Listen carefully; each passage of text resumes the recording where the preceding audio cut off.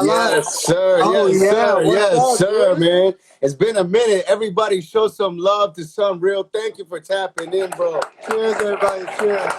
Cheers. Yes, sir, man. First thing is first, man. How is this whole quarantine been on you? Are you navigating good? Is the family safe? Is the relatives safe? Is everything good where you're at right now? Yeah, man. Honestly, like, as horrible as everything is that's happening right now, like, I'm watching, and I told you this on text the other day too, but like, I'm just watching people get creative and inspiring different people and trying new things. Like, you weren't doing this before, you were locked in your crib and everything. And I just think it's almost like a time when being apart is almost bringing us together a little bit more. And I think it's pretty cool. I mean, I would have been on tour pretty much almost right now if this didn't happen. And I get to spend a lot of time with my wife. I've just got a 3-month-old daughter, so I'm hanging out with her lots, hanging out with Millie like a ton. And yeah, man, it's been like incredible. I've been super creative. I'm going to put out some music, a bunch of stuff that I've been working on since I've been kind of in isolation. I oddly feel like I get more done now than I was before this. So yeah, man, that's cool. I agree. That's what's up. Congrats on your daughter, by the way, which we're gonna get into later, man. Oh, That's a thank you, beautiful dude. thing, man. I Um, appreciate it, bro. Basically, I want to start from the beginning, man. I want to show these people and all the viewers how a dream is built from the ground up, and that's basically Cool. kind of what I've been doing. So I want to start with, do you remember your first experience hearing hip hop music? Like, do you remember the song? Do you remember the artist? Do you remember who it was that showed you this rap music that you started writing on your own eventually? Yeah, the first tape I ever bought was when I was in grade 5. I had to get my mom to buy it for me. Uh, No way. yeah, and I memorized like every single lyric to it just because it was so vulgar and so like just out of this world. Like, before that I was listening to Guns N' Roses and all sorts of like rock music and stuff. And once I heard them, I was just like, whoa, this is like just such a different world for me. And from there, I got into like Method Man, Judgment Day, and like Nas, all sorts of East Coast rap. Capone Noriega, Cormega, all that stuff that you know really well too. But yeah, and like basically when I really got into hip hop and when I really started like going hard with it is when I started skateboarding. So I started skateboarding when I was like, 12 years old kind of thing, 11 years old. And I started getting like really into it. And like all the older skateboarders, like skateboarding is like so like fashion and everything like that is so like the Hesh dudes were all listening to like super like emo shit and like the dudes that were into hip hop were wearing the camel pants and all that kind of stuff. So I mean it was like really like kind of reflective of who you were, what kind of music you listened to at the skate park. So all the older skaters, they listen to hip hop and yeah, man, it was really really cool. That's kind of how I got into it. That's super dope, man. And you're from Vernon, BC. What can you tell us like what it was like growing up in Vernon? Like for those that don't know, I think I've been there once, but I didn't really get the full experience. And what were you like as a kid? Like, were you the class clown? Were you the shy guy? What was it like? What were you like as a kid growing up in Vernon?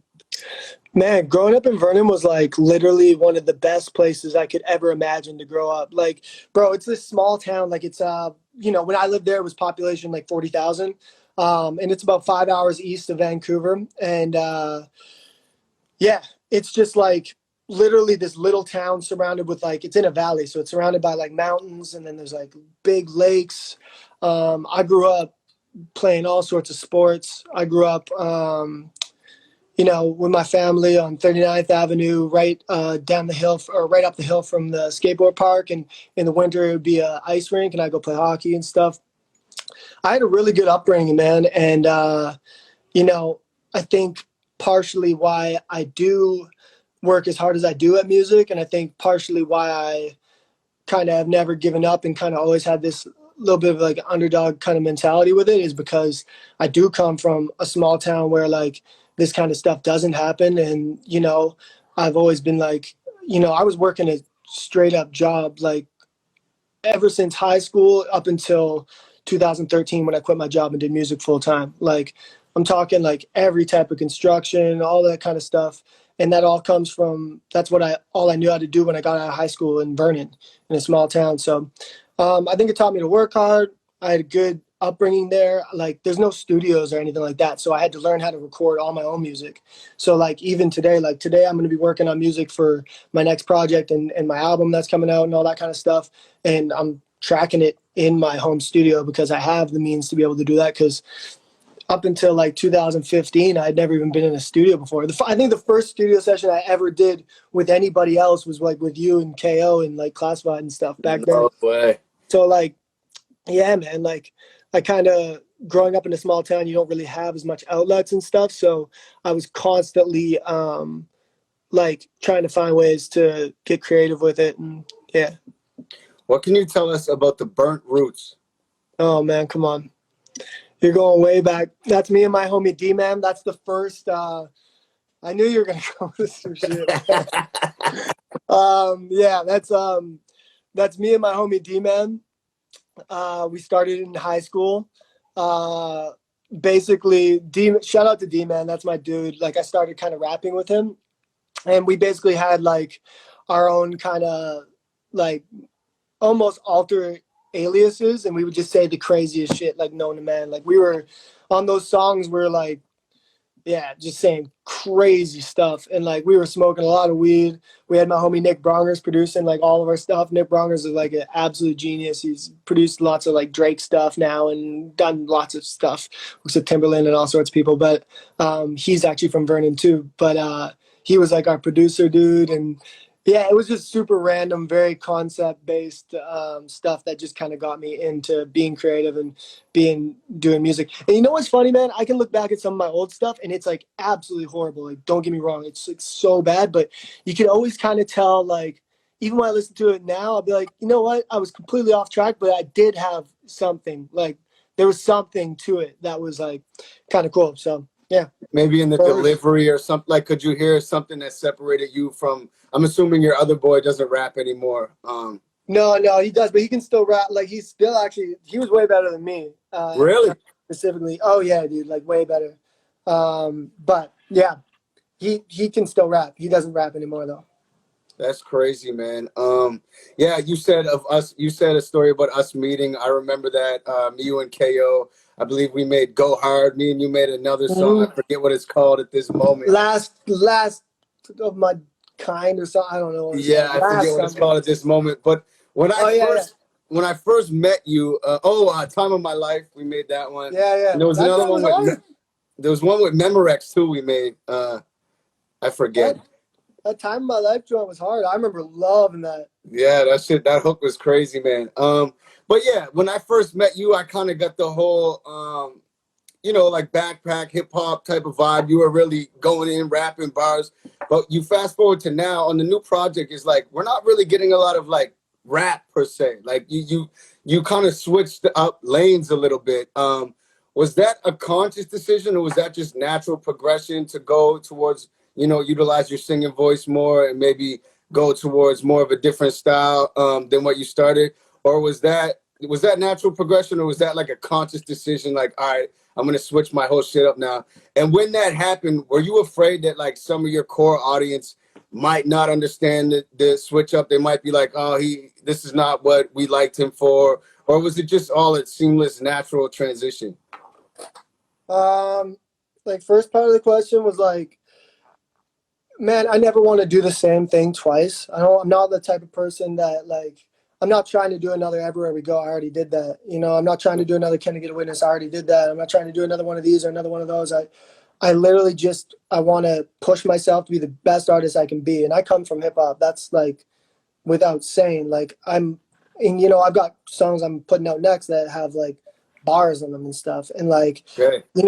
I think for me, I never wanted to be an artist that could only do one thing, or an artist that like I'm really known for just like rapping in double time and I got to rap in double time on every single song, or I just have to be that funny artist that dresses up and puts wigs on and does the funniest video ever, and I'm so crazy and I've got to keep doing that. Like, I wanted to be like a multifaceted artist and do whatever I wanted to do. Where I was at with the last project is I wanted to do something that inspired me to the max. And that album, the Aaron LP, isn't really about like impressing anybody else, or it's not about hoping that my core rap fans are going to like think that this is cool, or trying to like consciously make a ascend somewhere else or anything. It's literally just me wanting to create my most deepest body of work that I'm proud of. And there's a different way of writing, and there's a different way that you can explain things through singing versus rapping. And I am rapping on the Aaron LP. I've got songs like Voicemail where I rap the entire song. I've got songs like Dive Bar where I'm going in on some bars, and there's you can tell I come from hip hop throughout the whole record. But to get my point across on what I wanted to say on that album, I really felt the need to sing, and I felt the need to use my melodies and just create. But going into that album, there's no, like, I never once said, I don't want to rap on this album, or I'm just going to sing on it. It's just kind of naturally how it happened. Word. And to the second part of your question, I was scared shitless that I'm just going to alienate my fan base or whatever, because it was so much more singing than I ever done. And it was so, just like, it was a little bit more left from what I've done previously. There wasn't really a lot of rap on it. But bro, I went out and we doubled our tickets everywhere we went. I went out to Europe. We literally did 3-4 times the amount of tickets everywhere. And you know what I learned from doing that album? I learned that if I'm honest, and if I like, it's my favorite body of work I've ever done. And if I love what I'm doing, and if I'm honest with it, and I'm not trying to impress anyone else, and I'm just being me and enjoying what I'm creating the most, I'm going to have the best results. And I had not one like major smash off the Aaron LP or anything. I just had a lot of consistent streams. Like, my streams did better on that than anything I've ever done consistently. And, throughout all platforms. And like, I just noticed more people at the shows. I noticed people crying at the shows. I noticed people smiling at the shows in a different way. I noticed more VIP tickets, like way more merch. Like, we were selling 4 times the amount of merch that I did on my last tour previous to that, just basically off people just believing in me more. And I was scared about it, but it served me well, and I'm just gonna keep doing what I want to do, kind of. I think you're right, man. And I think as a consumer, the authenticity of an artist shines through. You can kind of tell when an artist is doing something that's not them, or when it's actually true to them. Me, anyways. Like, and I think the authenticity really, shone through with that new project. Thanks, dude. I noticed, like, even with the newer stuff, you say you're singing more stuff, but you still have like obscure hip hop references, like underground hip hop references on maybe some shit like that you sing. Like, I know on Parachute you reference Tony Touch. There's another one you reference. Yeah, you reference Juju from the Beat Nuts, and it's like, is that something that you do purposely to like keep you connected to your roots? Because like, I don't know, maybe some of these new fans might not know who Tony Touch is, or might not know who Juju of the Beat Nuts is. Is that like something that's conscious for you, or is that just, again, something that naturally comes out? Yeah, I don't ever think like, I'm never in the studio being like, yo, I'm gonna chuck this like super hip hop reference in. It's just like, I'm a fan of hip hop, and I like studied hip hop literally the majority of my life. So those references just come out of me. Like, I definitely don't say it to confuse people, or let the heads know that I'm like, know who Tony Touch is. Like, I can get way more obscure than that if people want me to get more obscure than Juju or somebody. Like, to me, Juju's like a goat. Like, you know what I mean? Like, it just came out of me just because I always loved Juju's cadence. And one thing about Juju, and Psycho Les had it too, but Juju had just so much personality and charisma with the way he was so funny with everything he did. And it was so like in like a really artistic way. But yeah, no, I never like try and come up with those references. They just spew out of me just because I'm thinking about it. I like think of things like that.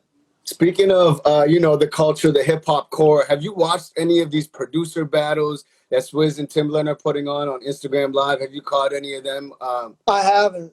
I haven't caught those. I've been trying to catch as much as I can. I know Tory Lanez with the quarantine radio is going crazy. That one's nuts. I checked out the Boy Wonder and Hit Boy one. That one was really dope. What else did I check? I try and check as much stuff as I can. Which, this is going to lead me into my next question, because last night it was actually supposed to be Babyface versus Teddy Riley. Yeah, I saw that thing. And I saw you in the studio, and Babyface, for those that don't know, is one of the greatest songwriters in the culture. Period. How did it lead up to the point where you were in the studio with him doing a version of My Friend with the legend Babyface? How did that even come together? Well, my homie Jason linked it up. Jason Murray linked it up, and basically, yeah, we were just. I had that record, like I had the demo of it that I did in my studio with Charlie Handsome, and Jay showed it for Babyface, and he loved it. And I had already done a session with Babyface and my homie Rocky, like maybe a month or two before that. So I'd already met Babyface, been in the session with him just on a whim. And anyway, Babyface ended up loving the song, and I came through the studio, and I'm not gonna lie, I was kind of nervous just because I was like, man, he's just such a legend. Like he's just done so much. So yeah, I rolled through.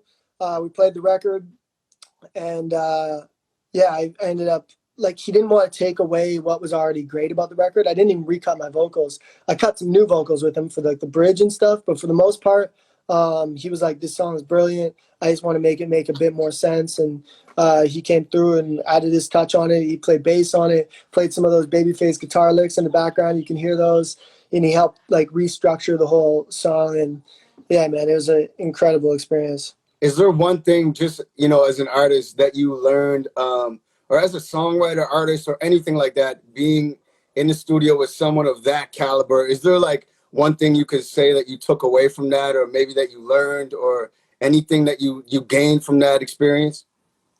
Yeah, I mean, with him, I would say go like one thing I've learned more and more, even just by myself, putting out music and stuff, is go with your instincts. To go with your instincts is the most powerful thing we have as artists, and nobody knows. Like nobody knows what a smash is. Nobody knows like what song is going to take you to the next level. The person that knows the most is probably the person that made it. And like I know with the music I'm making right now, I'm in love with it. Like I'm in love with it. And it's all kind of based off of what I did off the Aaron LP, and seeing my inspiration grow off that. And I've been working with a really talented producer, Trevor Muzzy, and we've been working on all sorts of stuff. And another thing I would say that I've learned is even me in my most nerve wracking situations in music, the most nerve wracking situation you can put on me. Like, I've been doing this for a long time, and like I've been in situations that are nerve wracking, like time and time again. If I look back on any of those, even the most nerve wracking one I've ever had, none of them were that hard. Like none of them was that crazy. I was just nervous because it was a nervous situation. But was the task actually hard? Like was performing in a football stadium in the middle of winter in front of like thousands of people and millions of people on TV, was that really that hard? No. Was I nervous? Yes. Did I need to be as nervous as I was? Maybe not. You know what I mean? And it's like, I don't know, you just think about stuff. And like even getting in the studio with Babyface, I was nervous, but I didn't need to be because he was so kind to me, and he just brought out, something great from it. But yeah, that's how I That's feel. incredible advice, man, because I feel like sometimes I do that too, like where it's like you get all worked up and then it's like you do it and it's like, damn, that wasn't bad at all. It's like, why Right. would I even worry about this shit? Like, That's how I felt even going into my last five fingers of death. The first one I was super nervous for, but the second one I remember like I was just like, I did all my homework. I only had 11 days prep for it. I did all my homework. And when I walked in there, I said, if I screw up, it's just like law of order. Like I've done everything I can do. So I'm just not going to be nervous at all. I did all my homework. I'm just going to roll up and let's go. And, you know, I think that mentality has helped me a lot, rather than being so nervous that you're like, when you're in some of these situations, it affects your performance or affects, if I was so nervous going in the studio with Babyface to make My Friend, I might have, just said whatever he said. I was like, okay, let's just do that. Let's just do that. But when really I was able to step back and be like, oh, but I really like this part this way, or, add my own flair. hey, yo, son, knock, knock. Who's there? What did my label say? Your drop. Your drop. What can you tell us about that line that was brilliantly executed on Sway? What can you tell us about that story? Was that something that just happened? What was your major label experience like, and what led to that line? What's the story behind it? So yeah, after like Everywhere We Go came out, um, I ended up getting flown out. Like I flew out to Atlanta with like all sorts of people. I flew out to New York with Benny Blanco. All sorts of stuff. We were taking trips to LA, everything, and following year, I ended up signing a deal with Capitol Records, and it was a great experience. I don't really have anything bad to say about it. Like honestly, like they all were very kind to me. Everyone worked, hard for me and stuff. It was just a matter of me. I didn't have all the tools to use a major label the proper way that I wanted to. And I went into my deal without an album done or anything like that. So I signed my deal. I was one of like 4 priority artists underneath the whole umbrella, all that kind of stuff. And everyone's like, yo, he's next. This is going to be the biggest artist on the planet, this and that, whatever. You're taking boardrooms with 50 people, like crazy stuff that I had never experienced. Like, I'm from Vernon, bro. Like, Yeah. I had barely even ever been in a studio before this, like, ever. Like, never been in a studio really, never really worked with any other artists. I did everywhere we go in my room. I did preach in my room. You know what I mean? Like I did all these songs in my room. I did For the Town in my room, like all that. I'd never even been in a studio. And like it just hit me so heavy that I was in the studio now with all these people, and I ended up working on an album for a year and a half after I was at the label. And I put out a couple EPs and stuff, but I never really put out my album quick enough, I don't think. And by the time Can I Get a Witness came out, it went platinum in Canada. It was really connecting. It was one of the most Shazam songs in the country and all that kind of stuff. And we just wanted to bring it to America. I was like, yo, can you guys bring this to America? Like, it's smashing in Canada. I mean, people are people, man. If people love the song, they're going to love it down here too. Like, Yeah. humans are humans. If it's that big of a smash, let's do it.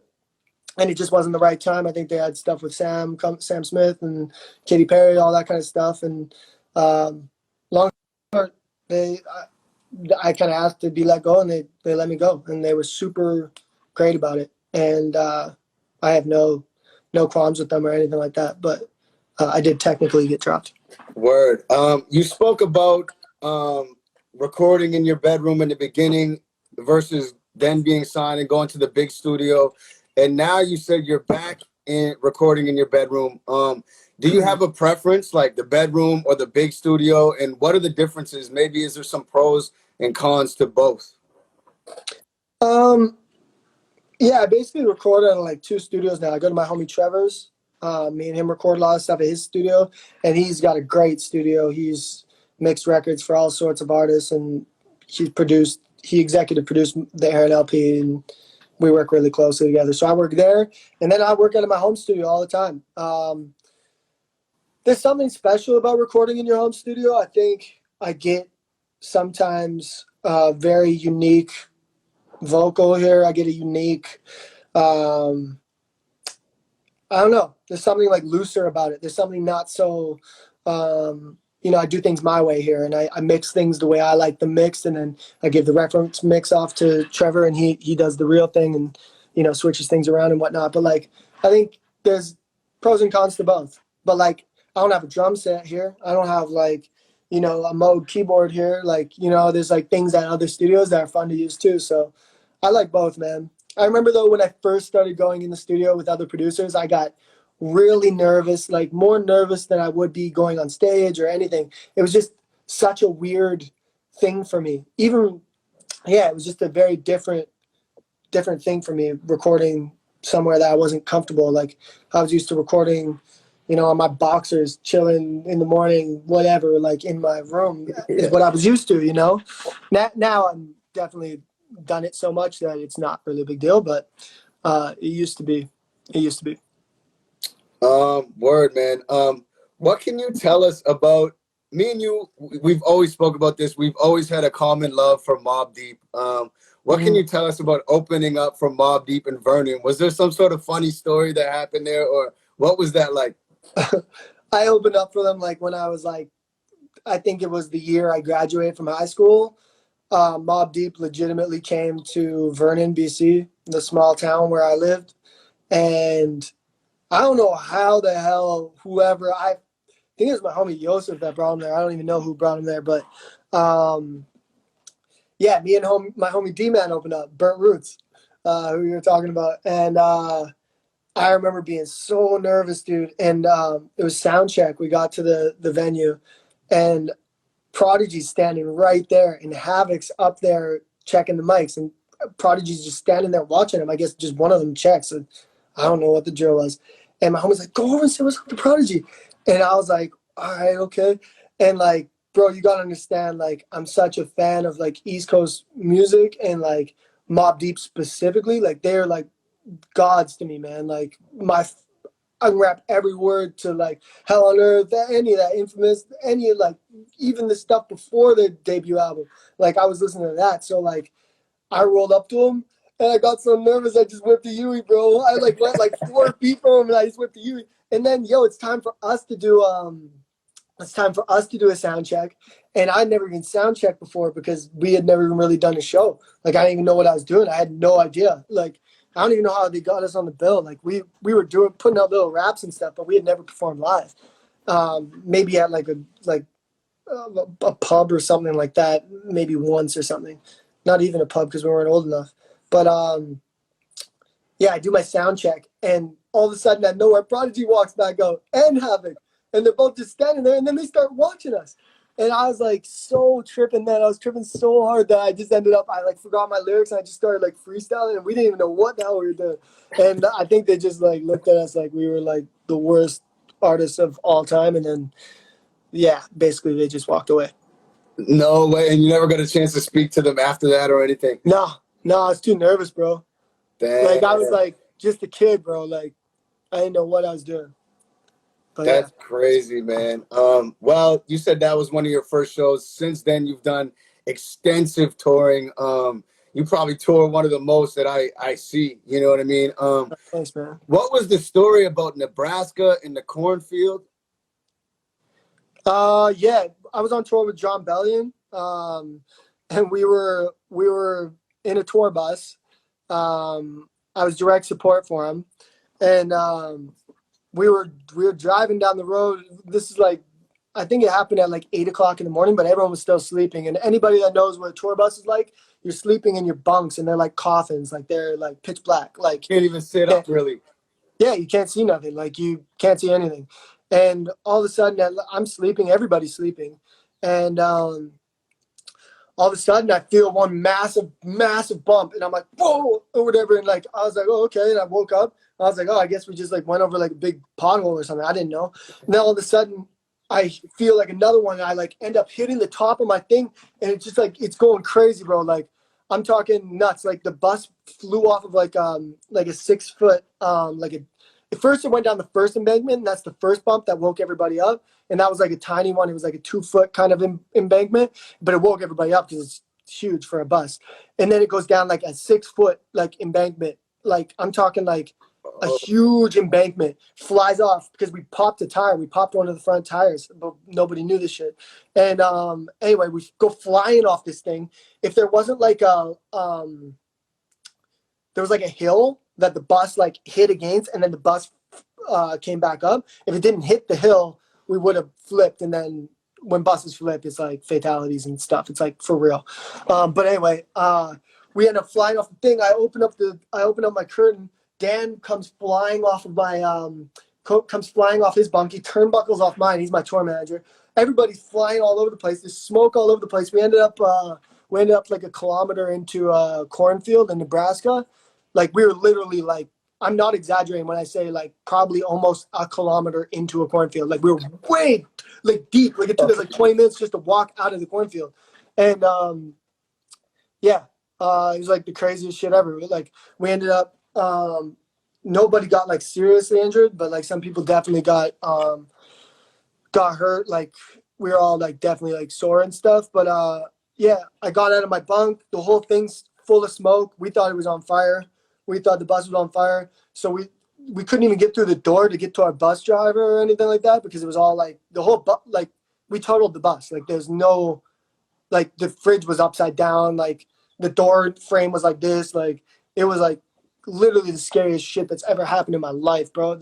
And like it's not a crash that like happens for like a really quick amount of time. You're in a pitch black bunk for like 35 seconds of like chaos. So you think you're dying the whole time. I thought we were in Colorado still because we were driving from Colorado. So I thought we were going to like drive off a cliff or something. I didn't know what. I knew something was bad though.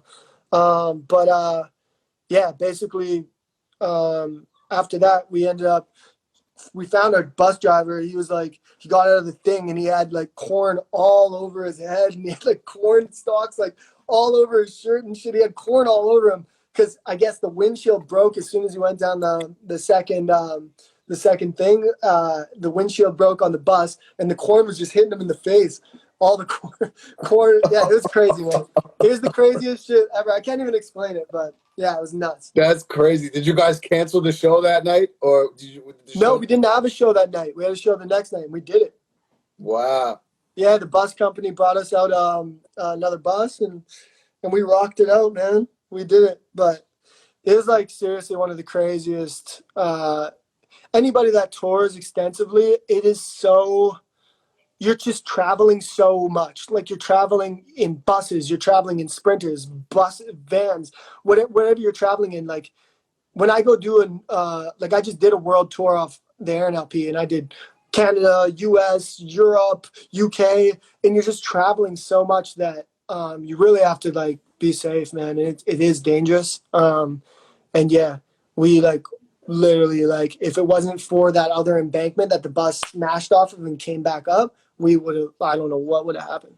Like Speaking of traveling so much, it must be difficult to be away from family. And I know that family is a huge thing for you. You got the song about your dad. You got the song about your daughter being born. You got one that I'm about to talk about, Grammy song for your grandmother. What can you tell us about the live performance of that video that was shot? Where was that set? And who was this lady on the golf cart that pulled up and said she's calling the police if you don't pay her $100? Was this set up for the video? Was this random? Where was this? Walk us through this. Man, we were just trying to shoot like a live, and yo, all that old lady stuff, that is not set up. I mean, I wish I could set that up. I mean, that was incredible. I mean, it made the whole video.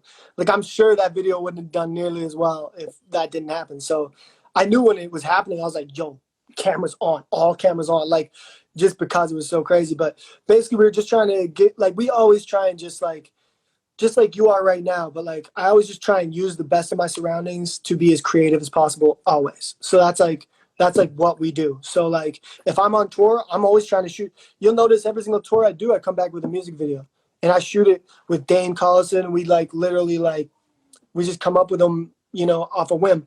But this is one of the ideas we had. We were like, let's pull over somewhere with all lights that we use on stage, all the whole band, everything. Like these are great resources for a live piece of content we can chuck on YouTube. So like we ended up pulling over the bus. We brought everything out. Dan mic'd everything up. All of us got together. Johnny did the lights. We had our whole band there, Peter, everybody. And we start doing Grammy song. We actually Where is this in the world? Like, I don't even know the city. It was like somewhere down south. We just pulled over on the highway, so like it was down south. Like I actually don't even know where it was. If Dane's tuned in, put it in the comments, Dane, if you're in here, because he'll know. He knows like everything of where we were and stuff. Yeah, we just pulled over off the freeway, and yeah, this lady comes out of nowhere, and she starts. Oh yeah, I was in Texas.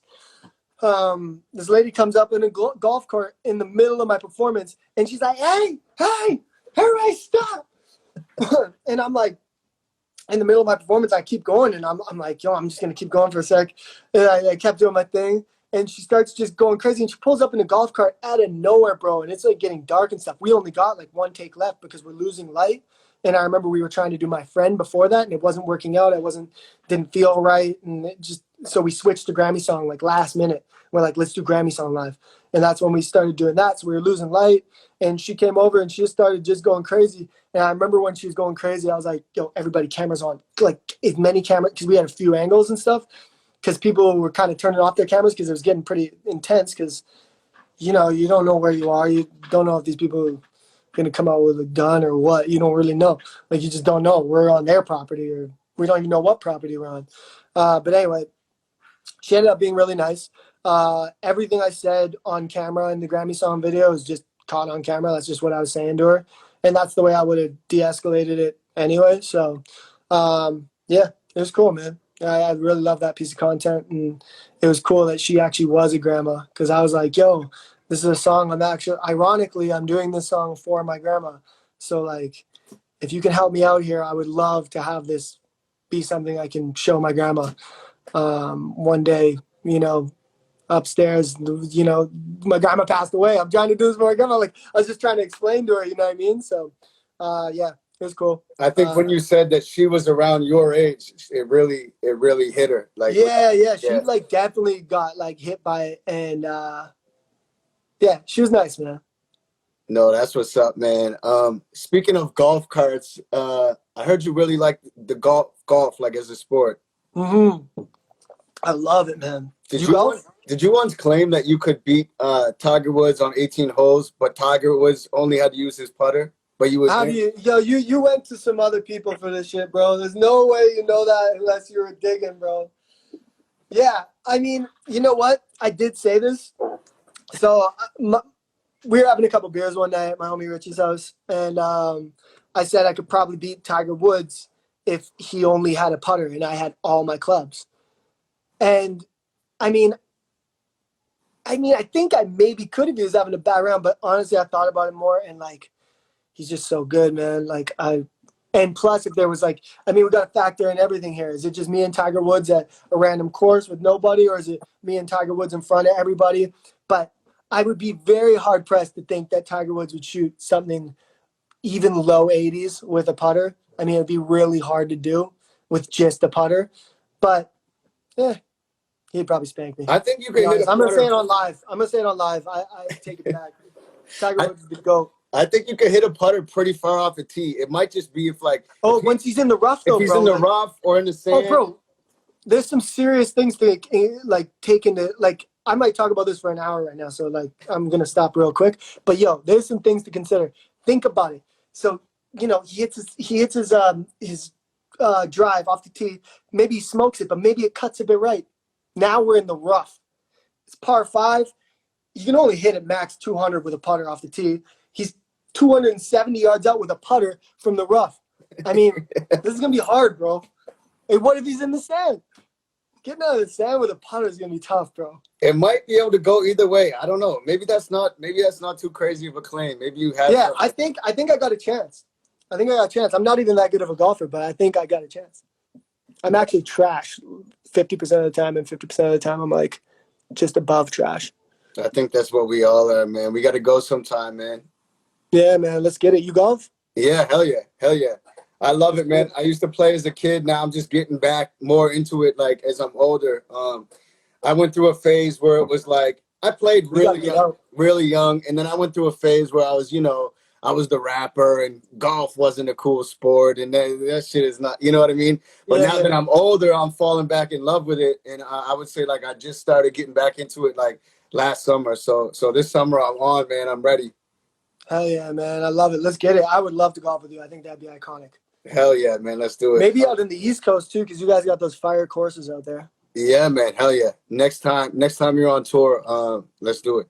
Let's do it. Yeah, I would love to, man. Um, yeah, back to what I said about the family. You have a lot of songs for your family. December. What can you tell us about that? And how has becoming a father changed you? Like, I have so many friends, like Pat Stay or other people that are artists that have had children, and they say it completely switches their motivation. Like, they're so much hungrier, more driven because it's not only for themselves anymore; they have someone else to look after. Like, have you seen a change in your drive or your passion for your career, or just your whole go-getter attitude now that you have a kid? Bro, I've gotten more music done, more new music done since I've had Millie than I got done all last year. Legit. Like, it's just, I don't know, man. It's like if I'm gonna be in the studio and I'm gonna be working, I'm sacrificing something to do that. You know what I mean? Now, like before, it's like, obviously time with my wife was incredible and stuff like that. But like I've got Millie at home, and my daughter, like time with her is invaluable. Like it's literally the best, man. And when I'm working and when I'm working on music and stuff, I find I'm just more focused. I'm more dialed in. You know, I've got a family I've got to provide for now and all that kind of stuff. So you start thinking about just like going harder with it, man. Like I want to go harder. Like, I want to, and when I got to go back on tour and when I got to go, go do world tours and go, do all these shows and be away from my family, I'm going to find a way to make that work because I don't ever want to sacrifice my career. Like I've got to be happy as well. And I've got to, balance these two things now. So, um, yeah, I don't know, man. It's the best thing that's ever happened in my entire life. It makes me want to go harder. The amount of inspiration I've taken from having a daughter and, just getting to spend that time with her right now has just been incredible. And I feel like I'm getting more music done than I ever have in my whole life. And going to your first question about December, that's a song I wrote for Millie, my daughter. She was born in December. My daughter was actually born on Christmas Day. No She's way. born at, yeah, she's born I'm the at like, 27th, man. I know how it feels. no way. Yeah. Crazy. Yeah, she was born at noon on Christmas Day, like 11:55 Christmas Day. And it was funny, man. My manager Byron, he hit me like it was kind of like mid-December, and he's like, because Millie wasn't born yet, and he's like, "Yo, she better be born this month," because we had the song like locked and loaded, like ready to drop, but we didn't Oh, know she was fuck. gonna. Maybe she'd be in January or like what I mean. So it was kind of funny, but yeah, she just barely made the cut. She came through on December 25th.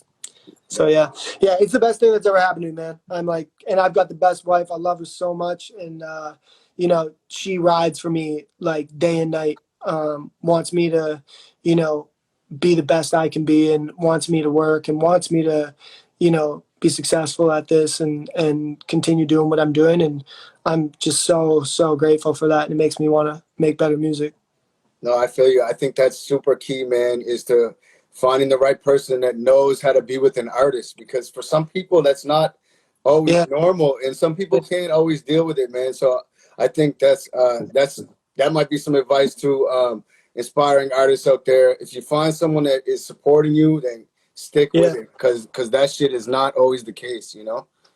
yeah, man. And like, I don't know, man. I've been with her like me and her started dating when like I was working construction. I had no fans. I was doing shows at coffee shops, pubs, random stuff, and like I remember I couldn't even like take her out for dinner. I had to borrow money off my mom to take her out for dinner because I was just like literally like just scraping by because I kept on getting fired from different jobs because I would go on these like little like tiny tours for like I'd go do like Whistler, then Victoria, then like Vernon or something like that, and like end up having to miss a few days of work, and I kept on getting fired and stuff. So she really held me down on all the early days, and I've been with her this whole time, and it's been really cool having somebody on your side from the very beginning. You know what I mean? And yeah, I'm grateful for that. Having somebody on your side, it reminds me of the Jessie Reyes song, Same Side.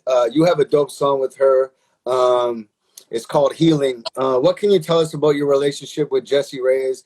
And do you have a favorite song off her new project? Yeah, man, my favorite song of her new project is Roof. I love that record. Um, I don't know. It's just something about the sauce of that song. I just like literally love it. Uh, Roof's my favorite, but Yeah. I like the M joint's crazy. The new one, Worth It, on the deluxe is really dope. Um, yeah, there's a lot of good records on that project, man. Incredible project. She's incredible. I love Ankles. Yeah, I love all that shit. Jessie though, she like I mean I've known Jessie since I guess she started like coming over and crashing at our crib around 2015, 2014 even, no 2015, and man, she's just always been like just a homie that like inspired me to the max. And this is before she had any fans or anything like that. We would write songs together in my home studio, and we would just like jam. She would always like it like always pushed me so heavily with like playing guitar. Like she was always like, "Yo, you got it, you can do it." Like this and that. And this is when I first started kind of playing guitar and stuff. And I was always so self conscious that I didn't know how to do it. And she'd give me different exercises to do. And I remember in the studio, she would always just really inspire me a lot. And I'm we have the same manager. Byron manages both of us, and she's managed by Ruiz as well. And we're all just kind of like fam, man. Like everybody, like, you know, watching her come up and watching her do what she's done the last few years has been like, just she just when you see somebody that deserves it that much, get it and keep it and inspire people the way she is. It's just like I just know how much she deserves it. So that just means the world to me. I like, yeah, I could get like emo. I send her emo texts every single time she puts something out, just because I'm just so proud of her, man. No, But word. That's yeah, dope, she man. inspired me a lot, man. She inspired me a ton, and I'm so proud of her. And she really, really did kind of do this from the jump. Like I watched her write a lot of songs, you know, even just around the crib and come back. She'd be in the studio till 10 a.m. in the morning and come back with 5 songs and play the demos in my studio and just like absolutely loved 2 of them and hated the other 3. She was just so like direct with what she loved. And yeah, I learned a lot from her, man. She's awesome. That's super dope, man. Shout out to Jessie Reyes. I remember seeing her in some basement in Atlanta years ago, and there was like no one there. Then the next time I saw her was in the UK, and there was maybe like 150 people, and she was crying that they actually knew her words. And then maybe like a year after that, it was just like boom, you know what I mean? So Yeah. definitely incredible. Like to where she was like on the billboards, like at the edge of my street, and it was like everywhere. Like so, it's always incredible to see, man, a talent really get their just due and really break through like that. Speaking of collabs, we're gonna leave it on this. I got 2 more things for you, man. Do you have a dream collab where it's like, okay, produced by, featuring blank? You know what I mean? So producer and then one artist who gets to be on it. I'm just gonna make something up because I never really ever thought about the whole thing.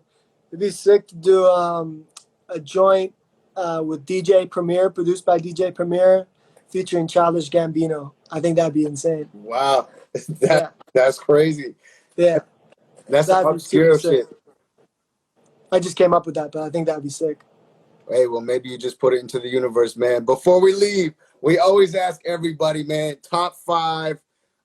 Actually, with you, let's not do. We can do MCs, or if you want to just do artists. We usually do MCs.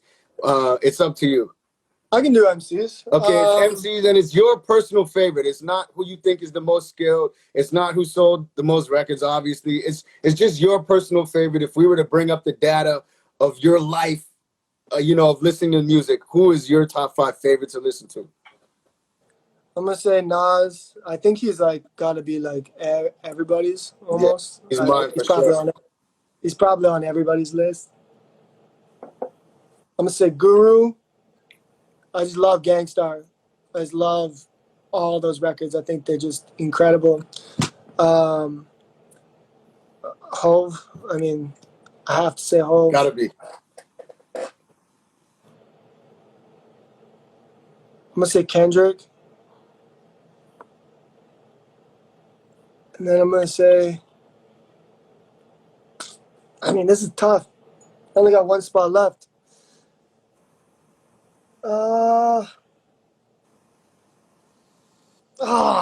There's like a few in my head.